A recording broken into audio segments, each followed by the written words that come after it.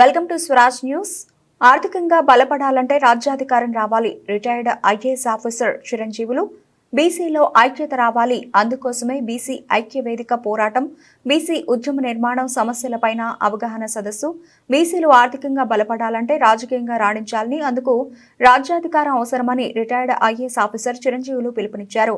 BC ఐక్య వేదిక మేధావుల సంఘం ఆధ్వర్యంలో హనుమకొండలోని మాస్టర్ జీ డిగ్రీ కళాశాలలో బీసీ ఉద్యమ నిర్మాణం, భవిష్యత్ కార్యాచరణ, సమస్యల పరిష్కారం అనే అంశాలపై అవగాహన కార్యక్రమాన్ని ఏర్పాటు చేయగా ముఖ్య అతిథులుగా చిరంజీవులు హాజరై మాట్లాడారు. రాష్ట్రంలో ఎన్నో బీసీ సంఘాలు ఉన్నప్పటికీ వారి మధ్య సఖ్యత లేక బీసీలు రాజకీయంగా రాణించలేకపోతున్నారని, భవిష్యత్ రాజకీయాలు రాణించాలంటే బీసీల మధ్య సన్నిహితం తప్పనిసరిగా ఉండాలని తెలిపారు. అలాగే కులగణనలతో బీసీలకు మరింత లాభం జరిగే అవకాశం ఉందని, సమగ్ర సర్వేపై కొన్ని పార్టీలు రాద్ధాంతం చేయడం సరికాదన్నారు. ఈ కార్యక్రమంలో బీసీ పొలిటికల్ జాక్ మాజీ కుడా చైర్మన్ సుందర్ రాజు యాదవ్, ఓబీసీ కో కన్వీనర్ గడ్డం భాస్కర్, పద్మశాలి సంఘం రాష్ట్ర ఉపాధ్యక్షులు వడ్నాల నరేందర్, కోశాధికారి వైద్యం రాజగోపాల్, పద్మశాలి సంఘం జిల్లా అధ్యక్షులు బచ్చు ఆనందం, చందా మల్లయ్య, వేణుగోపాల్, డాక్టర్ కూరపాటి రమేష్, చేరాల సూర్యనారాయణ మేధావులు పాల్గొన్నారు. చెప్తూ నాకు ఈ అవకాశం ఇచ్చిన మీ అందరికీ ధన్యవాదాలు. ఒకవేళ ఇది సందర్భంగా ఒక సబ్జెక్ట్ అయినాక ఆ సబ్జెక్ట్ కూడా ఏమని ఫీల్ అవుతాడు, నా సబ్జెక్టే అన్ని సబ్జెక్టుల కంటే గొప్ప అని ఫీల్ అవుతాడు. అంటే ఇది కులం పుట్టిన ఒక కులంలో పుట్టినోడు ఏమవుతాడు, మా కులం మున్నూరు కులాల కంటే ముళ్ళంత ఎక్కువ అని చెప్పి ఫీల్ అవుతాడు. దీంతో కింది నుంచి ఇటు అటు నుండి అటు నుండి వేసేసినారు. తర్వాత కామన్ నేమ్ లేదు విద్యకు. ఎంఎస్సి ఎంకామ్ మాట్లాడుతుంది. ఐకమత్యం జరిగితే ఐకమత్యం ఎట్లొస్తుందో, ఒకవేళ వాళ్ళ ఐకమత్యం అయితే మా రాజ్యాధికారం పోతుంది అనేటువంటి భావనతో కొన్ని రాజకీయ పార్టీలు, అదేవిధంగా కొన్ని వర్గాలు దీన్ని అపోజ్ చేస్తున్నాయి. 90% ఆస్తులు మీకున్నాయి, 90% ఆస్తులు వాళ్ళ చేతిలో, 90% ప్రజల చేతిలో 10% ఆస్తులు కూడా లేవు. దాని గురించి నువ్వు ఎందుకు భయపడుతున్నావు? రాస్తే పోతే మనం వాడికి పోవాలి, నీకెందుకు పోతుంది? ఒకటి. రెండోది, ఈ కులగణన చేస్తే ఏం లాభం జరుగుతుంది? మా బతుకులు మారుతాయా? ఎస్, డెఫినెట్గా బతుకులు మారుతాయి, ఇమీడియట్గా మారకపోవచ్చు, కానీ లాంగ్ రన్లో మారు. 70 ఏళ్ళ నుంచి బతుకులే మారినాయి. మరి అట్లాంటప్పుడు ఇది జరగదు. ఇవాళ రాష్ట్రంలో ఒకటే కాదు, దేశంలో కూడా జరగాలి. అప్పుడే దాని నిజమైనటువంటి ఇంపాక్ట్ ఏర్పడుతుంది. ఇవాళ సామాజిక న్యాయం అంటున్నాం. సామాజిక న్యాయం మనం ఎక్కడి వరకు పోతున్నాం?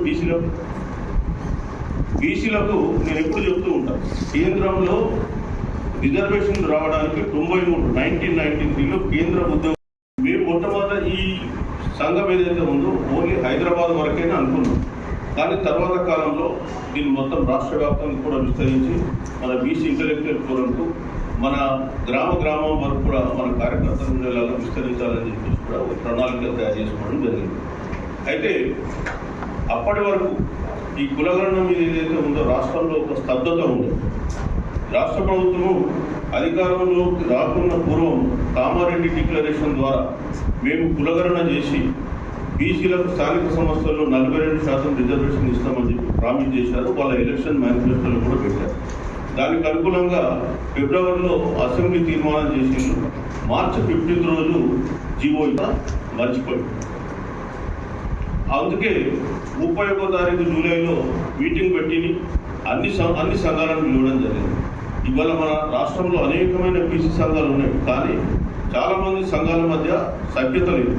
అందుకే అటు ఆర్కృష్ణ సంఘం కావచ్చు, జాతీయ శ్రీనివాస్ బోర్డు కావచ్చు, ఇంకా ఇతర సంఘాల కాంగ్రెస్, బీఆర్ఎస్, కమ్యూనిస్టులు అందరూ కూడా.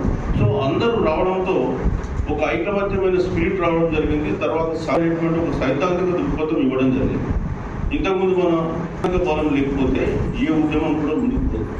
కాబట్టి సైద్ధాంతిక బలం రావాలనే ఉద్దేశంతో వాళ్ళందరికీ కూడా గత 70 కోట్లు అనే విషయం తెలియజేయడం జరిగింది. ఇప్పటికి కూడా చాలామంది బీసీలకు అర్థం కాదు. ఏంటంటే మనకు ఇప్పుడు ఎందుకు రాజ్యాధికారం, మనం ఆర్థికంగా ఎదగాలంటే, మరి బాబు ఆర్థికంగా ఎదగాలంటే రాజ్యాధికారమే ముఖ్యం. నువ్వు రాజ్యాధికారం లేదు, ఆర్థికంగా నువ్వు ఎదగలేవు, నేను ఎదగనియడు. ఆ విషయం వీళ్ళు అర్థం చేసుకోలేదు. అందుకొరకే బీసీలలో నేను ఎప్పుడు చెప్తూ ఉంటాను, మొట్టమొదటి మనం చదువుకున్న వాళ్ళ బ్రెయిన్ వాష్ చేయాలి, తర్వాతనే మనం చదువుకోలేని వాళ్ళ దగ్గరికి మనం పోవాలి. అదేవిధంగా కులగణన గురించి కూడా ఈరోజు మనం సంఘాలన్నీ పోరాటం చేసినాయి. రాష్ట్ర వ్యాప్తంగా, జిల్లా వ్యాప్తంగా, గ్రామ వ్యాప్తంగా కూడా ఈ ఇష్యూ పెద్దదైతూ ఉంటే ఢిల్లీలో ఉన్నటువంటి పెద్దలు గమనించి ఇక్కడున్న రాష్ట్ర ప్రభుత్వంలో నేతల్ని పిలిచి గట్టిగా వార్నింగ్ ఇచ్చి ఇక్కడ కులగణన చేపిస్తారు. దీనిపైన గత 20 రోజుల నుంచి అనేకమైన విషయ ప్రచారం, మామూలు విషయ ప్రచారంగా ఇప్పుడు 2014లో మనము సమగ్ర కుటుంబ సర్వే చేసినాం.